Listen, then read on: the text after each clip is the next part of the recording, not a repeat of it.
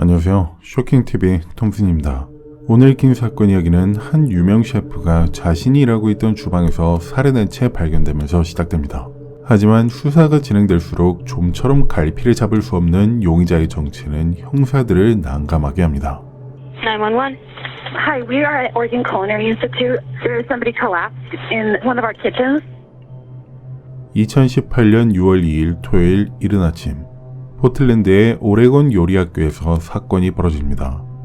학생들은 요리 기술과 레시피를 배우는 평범한 하루를 기대하며 걸어 들어왔지만 그 대신 63세의 다니엘 브로피 셰프가 주방 바닥에 쓰러져 있는 것을 발견합니다. He's one of our chefs and he's an older man. All right, is he conscious right now? No, he is not conscious. Is he breathing? No, he is not breathing. 다니엘 브로피는 요리 예술을 가르치는 학교에서 일하고 있었습니다. 그날도 평소처럼 수업을 준비하며 학생들이 오길 기다리고 있었죠. 그런데 얼마 뒤 그곳에 온 학생들은 브로피 셰프가 싱크대 옆에 쓰러져 있는 것을 발견한 것이었죠. 그리고 싱크대에선 수도꼭지가 틀어져 있는 상태였습니다. Do you know the cause of this or what happened? Did he just No, collapse? we have no idea. Somebody just found him on the floor. 클라린다 페레즈라는 학생은 CPR을 하고 있고 신고자인 캐슬린 둘리는 브로피가 의료사고를 당했을 수도 있다고 생각합니다. He's bleeding out of his chest. Is someone still doing CPR? Yes, so she keep going. 총상인지는 명확하지 않은 상태였습니다. 일반적으로 생각하는 총상의 전형적인 징후도 보이지 않았죠. 하지만 페레즈는 자신의 손에 묻은 피를 보고 나서야 이건 단순한 의료사고가 아님을 깨닫습니다. You're doing a good job. I'm so sorry. I'm so sorry. Oh my God. Do you see any of the responders? No, they're getting him, but he's Okay. dead. 경찰과 구조대원이 현장에 도착했지만 정확히 무슨 일이 일어난 건지, 심지어 도착했을 때 어떻게 행동해야 할지 확실치 않았습니다. 그들은 브로피 셰프의 시신을 검사한 후 가슴에 총상으로 보이는 부상이 있다는 것을 알아냅니다. 게다가 바닥에 떨어진 2개의 탄피도 발견합니다. The patient is an instructor at the location. He's bleeding out of his chest and the ribs are broken. This is a shooting victim. Okay, we need to figure out if this just happened and where the shooter is. 그곳은 큰 건물이고 학교였기 때문에 경찰은 이게 현재 진행 중인 총격 상황일 수도 있고 총격범이 여전히 건물 안에 있을 수도 있다고 생각합니다. I can hear footsteps upstairs. I don't know if that is related to this building. If somebody could advise. 경찰은 건물 전체를 수색하며 현장에 아직도 총격범이 없는지 확인합니다. It looks like a lockdown. They don't know where the suspect is, so we need a bunch of people here. This is a building with exits on multiple streets. If the shooter sounds large, we need to have perimeter going. 얼마 뒤 경찰은 현장에 추가적인 위협이 없다는 것을 확인한 후 여기서 어떤 일이 일어났는지 조사를 시작합니다. 가장 먼저 총으로 브로피를 살해할 만큼 큰 동기가 있는 사람을 알아내고자 합니다. 그래서 이 사건을 목격한 사람들을 분리하기 시작합니다. 당시엔 2개의 수업이 진행 중이었기 때문에 40명이라는 많은 목격자가 있었습니다. 경찰은 이들을 조사한 후 수업에 나와야 했었지만 나오지 않은 학생들까지 추가적으로 조사하기 시작하였습니다. 모든 가능성을 염두에 둔 것이었죠. While you've been here, have you noticed homeless people or transients hanging around? A lot, yeah. I found a couple needles in the bushes right out there by where we smoke. 경찰은 목격자들의 진술을 보고 강도 사건이 살인 사건으로 이어진 것이라 예상합니다. A couple months ago, somebody had broke the window. Did they gain entry into the building or just? No, they just broke it, and they had it fixed up the next day. 경찰은 이곳에 아무도 없던 틈을 타서 노숙자가 들어와서 도둑질을 하려 했다가 브로피 셰프가 방해하자 범행을 저질렀을 수도 있다고 생각합니다. There was a homeless man on this side of the street with his back turned towards me. He looked in the recycling bins over there and then kind of peeked around the corner to the parking lot and then just walked up the street. This was today? 브로피는 싱크대에서 일하다가 등에 총을 맞은 것으로 봐서 아마 누군가를 막으려다가 참변을 당한 건 아닌 것처럼 보였습니다. 그래서 경찰은 CCTV나 범행 목격자도 전무한 이 사건을 짙은 안개 안에서 헤매는 것 같다고 느끼기 시작합니다. 그러던 중 오스카 테일러라는 남성은 경찰의 관심을 끌게 됩니다. 실제로 절도 혐의로 유죄 판결을 받았던 사람이었죠. 평소에 학교 주변을 돌아다니며 빈 캔을 모아서 고물상에 갖다 주고 그 돈으로 생활하고 있었습니다. 그리고 그날 아침에도 그는 학교 근처에서 빈 캔을 찾고 있었습니다. 하지만 경찰은 하루하루 푼돈을 모아가며 살아가는 오스카가 몇백 달러짜리 총을 사서 브로피를 살해하였을 거라 생각하기 힘들었죠. 게다가 건물 어디에도 강제 침입의 흔적이 없었기 때문에 이러한 가정은 더 이상 무의미해 보였습니다. Is there anything of value inside the school or anything that anybody you think would break in to want to take? I mean, food or equipment is the only real thing that I could think of. I mean, unless there's money in there, but we wouldn't know about that. 경찰은 강도의 염두를 두고 수사하던 중 브로피의 주머니엔 현금과 카드, 휴대폰, 시계, 열쇠가 그대로 있는 것을 보고 더 이상 강도로 보지 않았습니다. 개인적인 원한으로 브로피를 살해했을 거라 예상하였죠. You said there's no students that really don't get along with Chef Brophy. Oh, Everybody gets everybody along loves well. Chef Brophy. I couldn't think of anybody in that school right now that would be upset with him at all. He's a very, very kind person. 범죄 현장 근처를 비추고 있던 모든 CCTV 영상을 봤을 때 도망치는 사람의 모습은 보이지 않았습니다. 게다가 속도를 내며 달아나는 차량도 없었죠. 그래서 경찰은 모든 사람들의 사랑을 받고 있던 브로피 셰프를 대체 누가 죽인 건지 도저히 갈피를 잡을 수 없었습니다. 학생들을 친절하게 열심히 가르쳤고 그래서 존경까지 받고 있었습니다. 그래서 이번에는 그의 삶 전체를 알아보고자 합니다. 그렇게 한다면 조금이라도 갈피가 잡힐지도 모르는 일이니까요.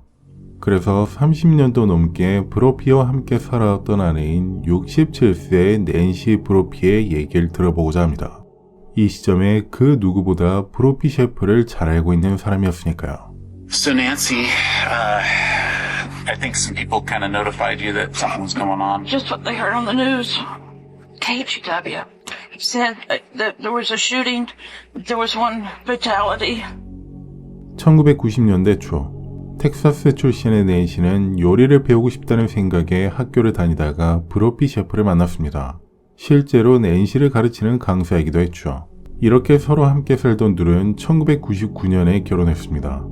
이후 낸시는 여러 가지 일을 했으나 자신의 특기 중 하나인 글쓰기를 발전시켜서 결국 몇 권의 책을 내기도 했습니다. 하지만 생각보다 판매량이 많이 나오지 않자 보험을 판매하기도 했습니다. 많은 보험 중 일상의료보험을 말이죠.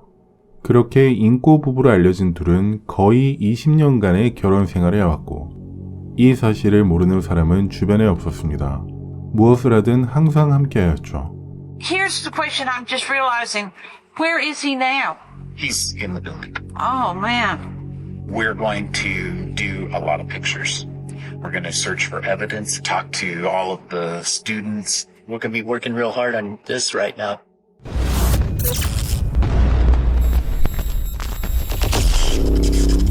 I just can't imagine who would want to kill him. He wasn't that kind of guy. You know, I've never even known him to have a confrontation with anybody. 2018년 6월 2일 포틀랜드의 오레건 요리학교에서 요리학과 학생들이 63세의 다니엘 브로피가 총에 맞아 주방 바닥에 쓰러져 있던 걸 발견했습니다. 형사들은 누가 브로피 셰프가 죽길 원했을지 알아내기 위해 모든 가능성을 찾아보고 있습니다. The wife of the victim just showed up. Where's she at? She's 17 in Jefferson and she has not been notified. 경찰은 남편이 죽었다는 소식을 듣고 사건 현장으로 찾아온 낸시를 보고 조금 이상하다는 생각을 떠올립니다. 사람들에게 알려진 것처럼 인꼬 부부였다면 적어도 눈물을 흘리기라도 했을 텐데 그냥 별다른 감정도 비치지 않고 현장에 있던 경관들과 대화를 나눴기 때문이었죠. 어쨌든 형사들은 낸시에게서 조금 더 자세한 이야기를 듣기 위해 준비되어 있던 밴으로 데려갑니다. 그리고 이 모든 대화는 녹음기를 통해 녹음되며 데런 포시 형사가 질문을 시작합니다. What time did he leave this from your guys' place? He left, I'm going to say 7-ish, maybe 7:05. That's about the time he normally leaves. Okay. 데런 형사는 그날 아침에 브로피 셰프에 대해 최대한 자세히 파악하고자 합니다. 마지막으로 무엇을 하였는지, 다른 사람들과의 문제는 없었는지 말이죠. Are you guys up earlier this morning or anything? He's up there early every morning. He's an early riser. He has his little list of things he does. You know, he walks the dogs, he feeds the chickens. 그 후에 브로피는 2층 침실 옆에 있는 화장실에서 샤워를 했고 자신은 침대에 있었다고 말합니다. I didn't sleep well. I woke up when he came up for a shower. He usually showered downstairs, but you'll see stitches on his hand because last week in the shower, our shower door shattered. He's not having a good week. Oh, that sounded good. So after he got his shower this morning, though, Yeah, he managed to. He didn't need a spotter. Okay. So, and then you think he left like around 7. The next thing you know, after that, when did you hear something? Maxine called me. She said, "What do you know about what's going on at OCI?" And I said, "I don't know anything. What's going on?" And she said, "Well, it's on the news." And I said, "Okay." And she told me what she had heard. 낸시와 브로피의 친구인 맥씨는 아침에 그녀에게 전화했었습니다. 맥씨는 그 상황을 설명했고 요리학교에 갈 것인지를 물었습니다. 그런데 여기서 낸시의 대답은 조금 의외였습니다. 가지 않을 거라고 한 것이죠. 그 이유는 경찰이 너무 많아서라고 했습니다. 그리고 나서 그녀는 브로피의 어머니인 캐런으로부터 전화를 받았습니다. 그곳에 가지 않으려는 며느리에게 당장 가보라고 말하기 위해 전화한 것이었죠. 그래서 낸시는 그곳으로 향했고 데런 형사와 만나서 이렇게 대화를 시작하게 된 것이었습니다. Is he typically the first person that opens up in the morning? No, Yadu is. Yadu? You know, I think Yadu gets here in the middle of the night because it seems to me like Yadu is always here. And that's the cleaning guy, correct? Yes. 새로이 수면 위로 떠오른 사람은 새벽이나 아침에 그곳에 있었을 수도 있는 야두라는 관리인이자 청소부였습니다. Was there any kind of issues with Yadu or any kind of issues with anybody at the school? You know how Dan is not hail-filled or well met. We had no communication issues. I'm not trying to make it sound that way, but he's not a chatter. 데런 형사는 야두라는 사람이 오늘 아침에 이곳에 있었는지를 확실히 확인해 보기 위해 전자 출입 기록을 살펴보았습니다. 하지만 브로피가 출근하기 전인 새벽이나 아침에 아무도 없었다는 걸 알 수 있었습니다. Here's the other thing. He doesn't harbor grudges. When he first went to work at Western Culinary, God, I'm going to have to tell you stories here. There was another chef that really disliked him. Dan said, he's just a guy with a different opinion than mine. And he just never, in 25 years of teaching, I have never heard him badmouth a student one time, ever. 브로피는 집이나 학교에서 폭력적이거나 공격적이지도 않았습니다. 그렇다고 비밀리에 바람을 피지도 않은 것 같습니다. 그냥 닭모이를 주고 개를 산책시키고 학생들을 가르치는 일반적인 삶을 살았습니다. There's no, like he was like, oh man, that person's really got it out for me or No. none of that kind of... And that wouldn't be how he thought anyway. Okay. Dan kind of is his own little world. God, that makes him sound incompetent. He's not. He's not. I know. 다니엘 브로피의 죽음을 원하는 사람이 없어 보이는 이 사건의 데런 형사는 낸시의 말을 곰곰이 듣고 있던 중 꽤 주목할 만한 단서 하나를 발견하게 됩니다. 과연 그것이 무엇이었을까요?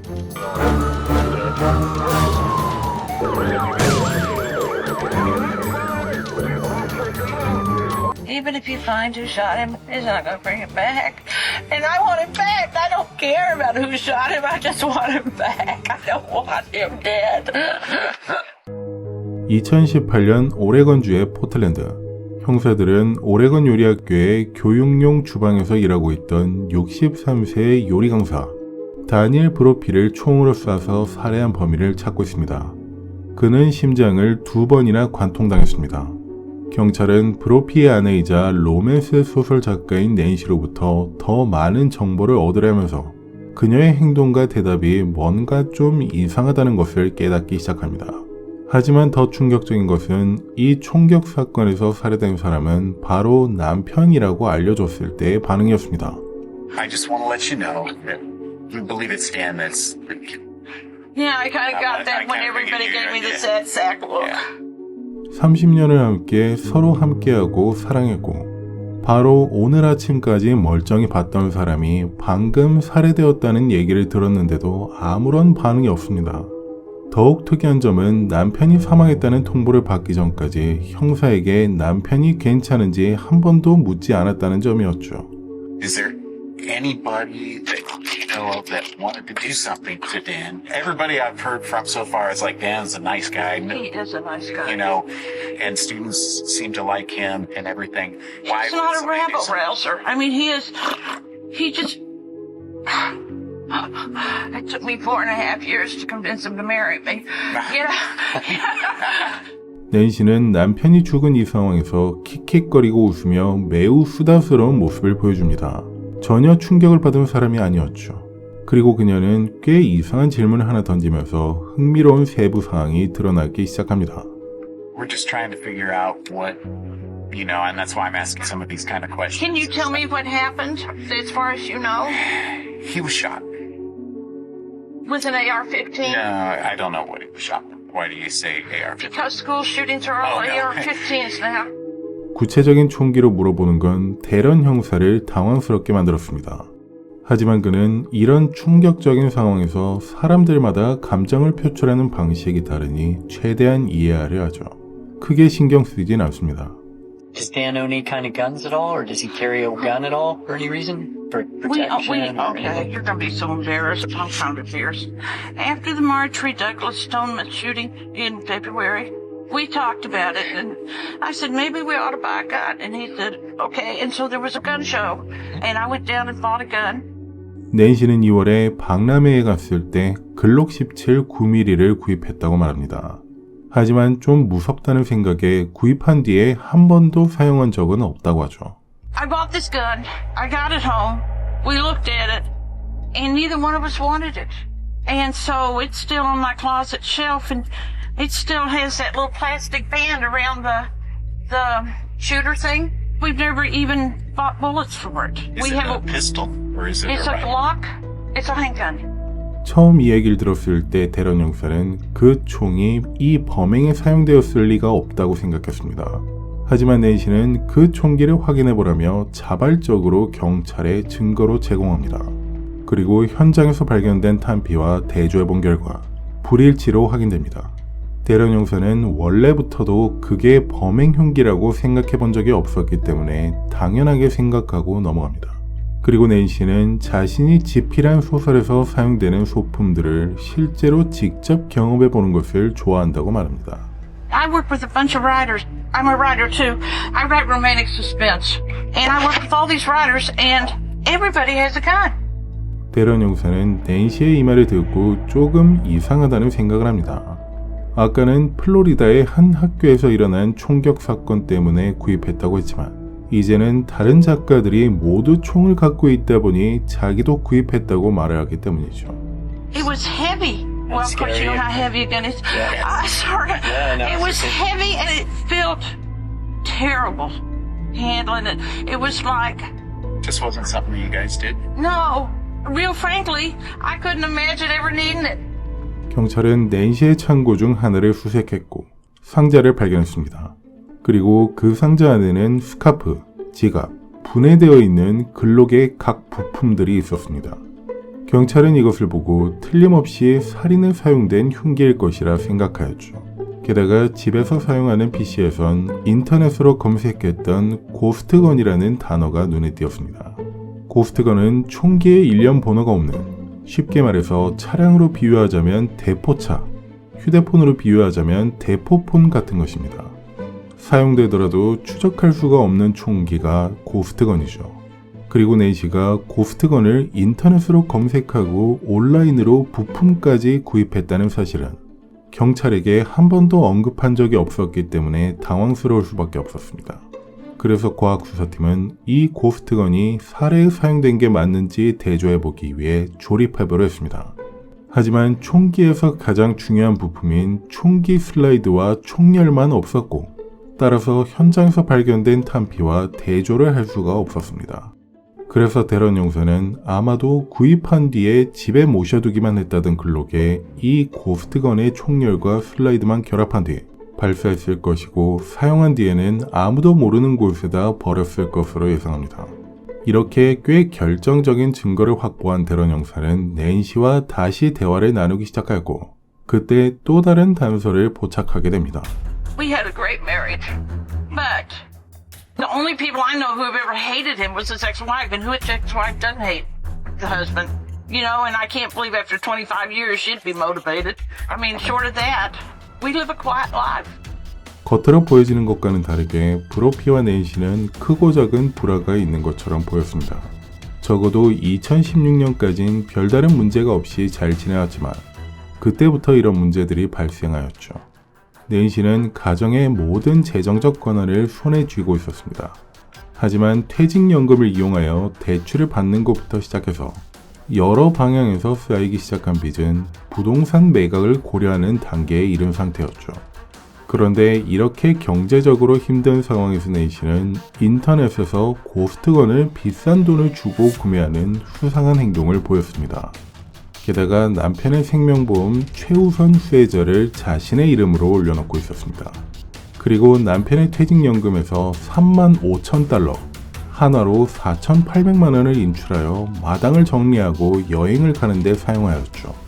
이렇게 수상쩍은 행동들은 그녀가 범인이라고 말하는 건 아니었지만 그 누가 보더라도 너무 명백한 정황상 증거임은 분명했습니다. I know this is selfish, but what am I going to do without him? How am I going to get through? It's not selfish. No, don't you worry.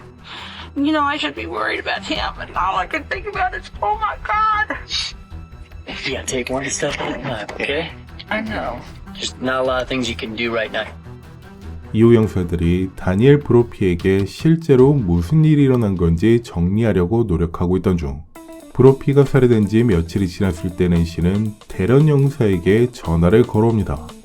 This may give you a laugh this afternoon. I don't want to be the stupid question of the day, but I think I need to be the stupid question of the day. 낸시가 물어본 건 이것이었습니다. 이상하게 들릴 수도 있겠지만 제가 용의자가 아니고 아무런 관련이 없다는 서류를 좀 받을 수 있을까요? My insurance company said, just have the detective write a letter that you're no longer a suspect. My sister, when I told her this as a lawyer, laughed so hard she fell out of the chair. 이런 황당한 말을 들은 대련 형사는 당황합니다. Why would you need that? They don't want to pay if it turns out that I secretly slipped down to the school and shot my husband because I thought, hey, going into old age without Dan after 25 years, it's really what I'm looking for, you know? Okay. Well, we never would do something like that. I really didn't think so. 전반적으로 이상한 통화였습니다. 낸시는 웃고 있었고 전혀 심각해 보이지 않았으니까요. This is such a stupid little policy. I can't believe they're making me jump through the hoops like this. This is only $40,000. The other thing is, I said, what happens if, in fact, this case never gets resolved? And they said, well, that has to go up to the supervisors to be evaluated. And I'm thinking, great. 이 말은 대련 형사의 머릿속을 번쩍이게 만들었습니다. 그래서 남편의 사망으로 그녀가 받게 될 사망보험금이 정말 4만 달러, 한화로 5,400만원 밖에 되지 않는 건지 확인한 결과 한 개의 보험에 대한 사망보험금만 5,400만원이었고 그 외에 가입되어 있는 수많은 다른 사망보험들을 합치면 100만 달러, 즉 13억 7천만원이 넘었습니다. 충격적인 사실이었죠. 낸시에겐 남편을 살해할 충분한 동기가 있었던 것이었습니다. Let me ask you my next question, which I know you're going to give me a vague answer, but have you got enough things that you really think you know, or you think you've got the potential to solve it at this point? We are looking at a lot of stuff. There's a lot of things to go through and review. Real frankly, I want you to take as long as it takes because I want us to find this person. 대련 형사는 낸시를 매우 이상한 사람처럼 볼 수밖에 없었습니다. 이상함을 넘어 오히려 매우 의심스럽게 보였죠. 하지만 확실한 물적 증거가 없는 상태에서 그녀를 의심만 하고 있기엔 다른 가능성이 너무 많았습니다. 그래서 경찰은 다른 용의자들을 계속해서 찾았습니다. 그렇게 용의선상에 오른 사람들을 한 명씩 배제시켜 가다 보면 결국 강력한 용의자만 남을 테니까요. 그리고 이렇게 시간이 흐를수록 낸시의 존재감은 더욱 뚜렷해지기 시작했습니다. 유력한 용의자로서 말이죠. 그리고 형사 중 한 명은 낸시가 인터넷에 썼던 글을 하나 찾아냅니다. 남편을 살해하는 방법이라는 제목의 에세이였죠. 그 글에는 경찰의 전술, 배우자를 살해한 뒤 수사기관의 탐색을 피하는 방법 등이 언급되어 있었습니다. 지금까지 발견된 사항들에서 또 하나의 수상한 사항이 추가된 것입니다. 그렇지만 이것도 정황상 증거에 지나지 않는 단서였습니다. 기소할 만큼 충분한 증거가 아니라는 뜻이었죠. 그런데 얼마 뒤 형사들은 이 살인사건을 뒤집을 수 있는 매우 중요한 사실 하나를 발견하게 됩니다. 낸시는 대련 형사와 얘기했을 때 계속 집에서 머물렀다고 진술했었습니다. 그런데 CCTV 영상을 분석하던 형사는 그게 사실이 아님을 입증할 수 있는 중요한 영상 하나를 발견한 것이었죠.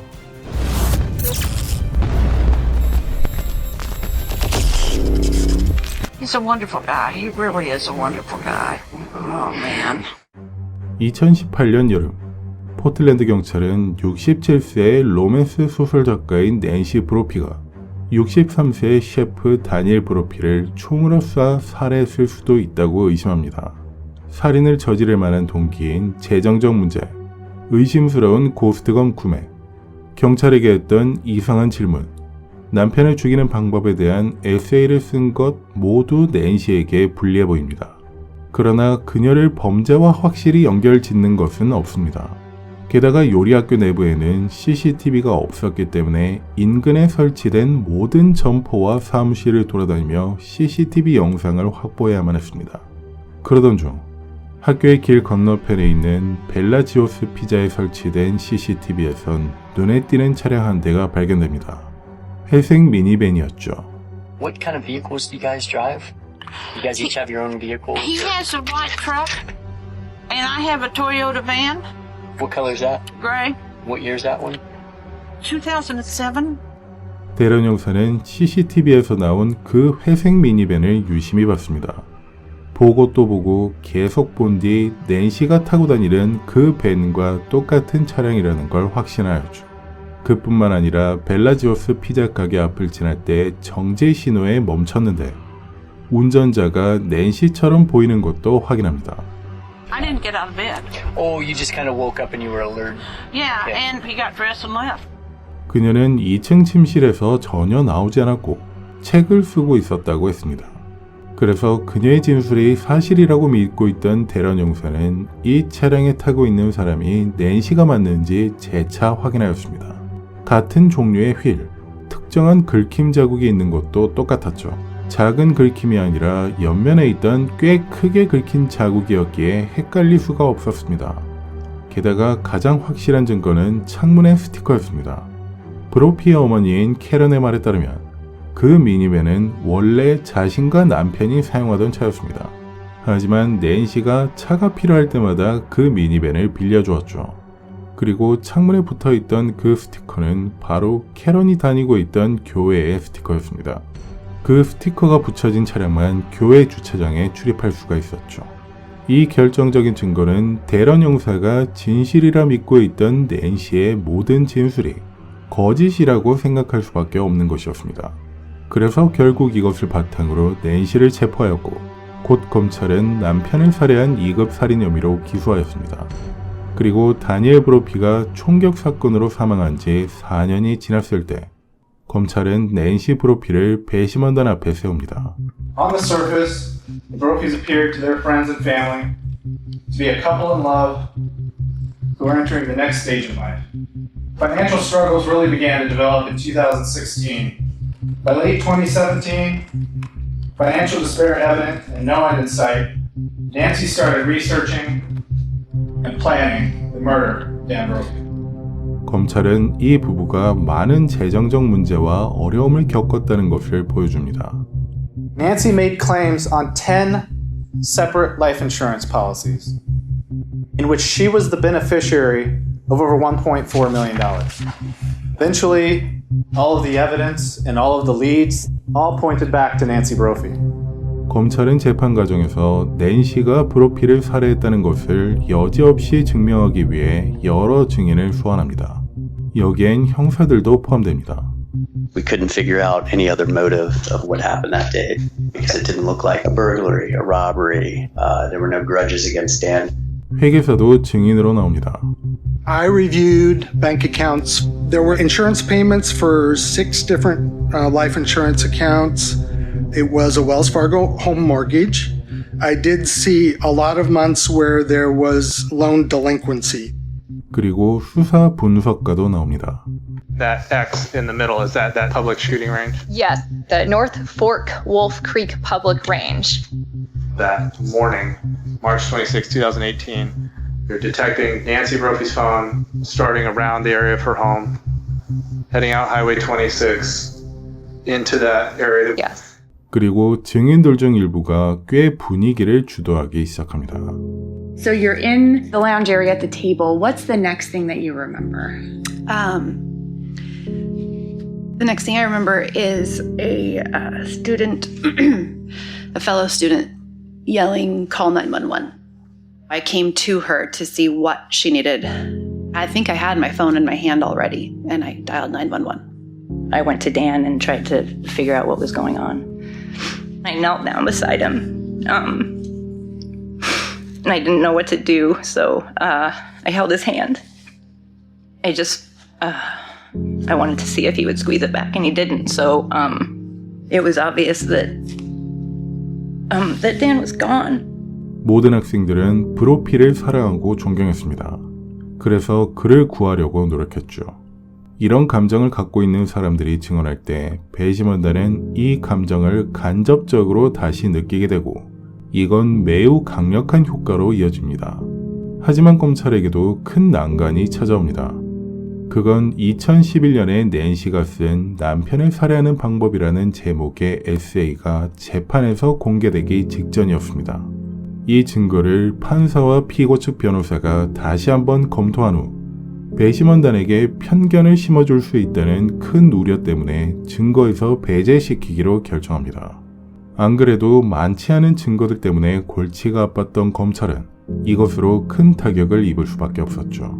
그리고 사건이 피고 측으로 넘어가자 낸시의 변호사들은 꽤 많은 시간을 들여서 낸시가 남편을 죽인 살인자일 수가 없다며 주장합니다. Nancy Crampton Brophy firmly believes in life insurance, and her love and concern for her husband was demonstrated in the life insurance choices that she made over the years.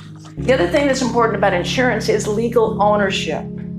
Nancy Brophy made Dan Brophy the legal owner of every policy that insured his life. 변호사의 주장은 이런 뜻이었습니다. 만약 낸시가 나쁜 마음을 갖고 있었다면 남편의 생명보험 법적 소유자를 본인으로 해두고 최대 수혜자도 자신으로 해놓았을 것이다. 하지만 남편의 생명보험 법적 소유자를 남편으로 해놨다는 건 언제든지 최대 수혜자를 바꿀 수 있는 권한을 준 것이었고 남편이 죽기 직전까지도 바꾸지 않은 걸 보면 아내인 낸시를 끝까지 믿었다는 뜻이다. 쉽게 말해서 낸시가 남편을 해칠 이유도 없고 둘 사이는 계속 인고 부부로 남아있었기 때문에 이 기소는 잘못되었다는 뜻이었죠. 변호인단은 이런 식으로 낸시를 인간적인 사람으로 묘사하려 노력합니다. The state suggests that Nancy Brophy's life was going to get a lot better when Dan was gone. They're wrong. Nancy was lost after Dan was killed. It was as though the earth had fallen away from her feet. Nancy Brophy did not kill her husband. 검찰 측에서 가장 어려운 부분은 낸시와 브로피가 사랑했다는 것을 증명하는 증인들의 증언이었습니다. They had a wonderful relationship. They worked very well together. This was a relationship, one of the only ones that I know of, that I thought, if that's what marriage is like, I would want that. It seemed to be an ideal marriage. They personally, I think, were very well suited to each other, you know, a sort of yin and yang. You know, and they just seemed to, just really enjoy each other. 부정적인 말다툼이나 서로를 견딜 수 없어하는 등의 문제가 있었다는 증거는 전혀 없었습니다. 검찰은 브로피가 아내에 의해 살해될 수도 있다는 징후를 찾을 수가 없었죠.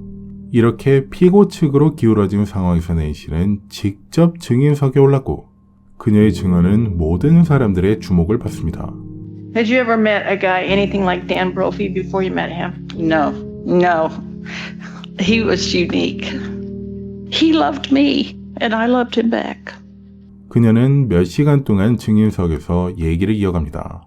그런데 그날 자신이 남편의 학교로 간 건 전혀 기억나지 않는다고 주장하죠.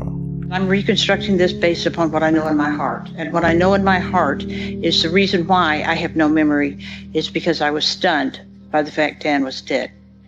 And I wouldn't have been stunned if I'd been in the building and shot him. 낸시는 변호인단과의 직접 신문에선 잘 증언합니다.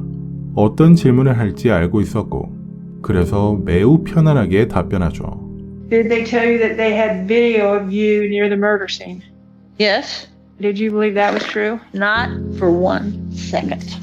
I thought they're making this up. This isn't true. 반대 신문이 시작되기 전까지는 모든 것이 순조로웠습니다. 하지만 검찰의 반대 신문이 시작되자 모든 것이 엉망이 되기 시작합니다. You talked about the interview with the police and how you just found out your husband died and told them the whole story about why and how you purchased it. Dan owned half a Glock. I told him about the full Glock. I answered him the best way I knew how. Why didn't you just say, yes, we have a gun? I was trying to be helpful to the police at this point. I thought they were going to find my husband's killer. I didn't think they were going to say, let's look at the one person who didn't kill him. 낸시는 증인석에 오래 있을수록 점점 더 적대적으로 변해갑니다. The slide and barrel is what is at issue, right? Yes. You have a gun, complete, slide and barrel intact. You know how to remove it. In fact, you did. You can manipulate the slide and barrel separate and apart from the rest of the gun. But you chose to buy the exact same piece. Why in the world, when you already own this exact piece, you would need to buy another one days later? What I can tell you is it was for writing. It was not to, as you would have it, murder my husband. 배심원단은 뭔가 말을 지어내서 하는 듯한 낸시를 보고 약간 의심스러운 눈으로 지켜보기 시작합니다. You think you have relevant evidence to a murder investigation, and you don't think you should mention it to the police? Even though I marked it, how is it going to get relative evidence? I'm asking you. I'm asking you because I don't think it is because it's never been put together. Then why would you mark it for the police? Because I figured the police would come back and want to know. 낸시는 차라리 증언을 하지 않았다면 더 좋았을 것 같다는 생각이 들 정도로 반대 신문에 처참하게 무너지는 모습을 보여줍니다. 특히 살인이 일어난 그날 자신이 있었던 곳을 증언하면서 심각한 모습을 보여줍니다. The day of June 2nd, not only is there a memory hole, but I have a hard time making it clear what I actually remember. 변호인단은 이러한 낸시의 문제를 놓고 역행성 기억상실증을 앓았다고 주장하며 그날 아침의 사건을 기억하지 못한다고 말합니다. 역행성 기억상실증은 보통 드라마나 영화, 소설에서 자주 등장하는 질병입니다. 정신적으로나 신체적인 외상을 입은 그 시점부터의 기억을 모조리 잃어버리는 것이죠. 그 전의 기억은 모두 갖고 있는 질병으로 변호인단이 주장하기에 꽤 안성맞춤인 병입니다. You have no memory of driving around downtown on the morning of June 2nd. How can you sit here today and say that I was driving around writing? If I was down there, that's what I was doing. I do know, based upon the timestamps, that I was only down there for 6 minutes or less from the time that he signed into the building until you see me again leaving the area. How do you know you didn't go in the building? I know I didn't go in the building because I didn't kill Dan. I know that for a fact. 이렇게 몇 주간의 재판이 이어졌고 이 사건은 배심원단에게 넘어갑니다. 그리고 배심원단은 자그마치 하루하고도 반나절의 심의를 거쳤고 결국 판결을 내어놓습니다. We, the jury, do find our verdicts as follows. Count 1, murder in the second degree, guilty. 검찰은 미니밴에 타고 있던 낸시의 모습이 찍힌 CCTV를 제외하고는 물적 증거가 전혀 없었습니다. 그래서 유죄 판결이 나오자 크게 놀랄 수밖에 없었죠. 아마 증인석에서 보여준 낸시의 공격적인 태도는 오히려 배심원단의 믿음을 떨어뜨린 것처럼 보였습니다. 그리고 이렇게 유죄 판결을 받은 낸시는 이후 선고재판에서 25년 뒤 가석방 자격이 있는 종신형을 선고받게 되었습니다. 그래서 25년 뒤면 90세가 넘는 나이로 거의 감옥에서 생을 마감할 수도 있는 가석방이 없는 종신형과 마찬가지로 볼 수 있었습니다. 이렇게 재판은 끝났지만 많은 사람들의 마음속엔 여전히 큰 의문이 남아 있었습니다. 자신을 속이지도 않았고 공격하지도 않았고 모든 것을 주고 사랑해준 남편을 왜 죽인 것일까 하는 것이었죠. 지금 이 시간까지도 자신이 죽인 게 아니라고 주장하는 낸시는 입을 굳게 다물고 있으니 이 의문은 영원히 미제로 남아있겠네요. 어쨌든 낸시를 보면 이런 교훈을 얻을 수 있을 듯하군요. 사람을 겉모습으로만 판단하지 말라는 것이죠. 그럼 오늘 긴 사건 이야기는 여기서 마치겠습니다. 함께 해주셔서 감사드리고 저는 톰슨이었습니다. 항상 그렇듯이 모두 건강하셨으면 좋겠습니다.